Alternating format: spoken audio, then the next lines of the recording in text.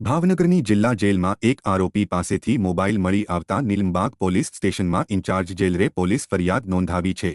ભાવનગર જિલ્લા જેલના વિષ્ણુભાઈ વાઘેલાએ એવા મતલબની ફરિયાદ નોંધાવી હતી કે જેલમાં 8 ખોલી યાર્ડમાં બેરેકની ઝડપી કરતા ખોલી નંબર 05ની બહારના લાઠિયાના નીચેના ભાગમાં ખાડો કરી દાટેલા મોબાઈલનું ચાર્જર મળી આવ્યું હતું। ત્યારબાદ શંકાના આધારે અન્ય કેદી રવિ નટુભાઈ બારૈયાના પાસે મોબાઈલ હોવાની બાતમી મળતા સરટી હોસ્પિટલ લઈ જાય તેને તબીબે એક્સરે કરતા તેના ગુદાના ભાગમાંથી મોબાઈલ મળી આવ્યો હતો। આથી કેદી સામે ધોરણસર ગુન્હો નોંધાવ્યો હતો। Hãy subscribe cho kênh Ghiền Mì Gõ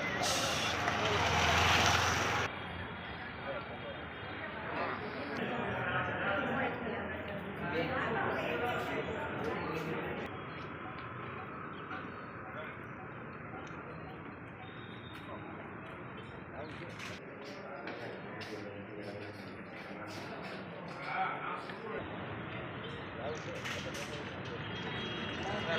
bỏ lỡ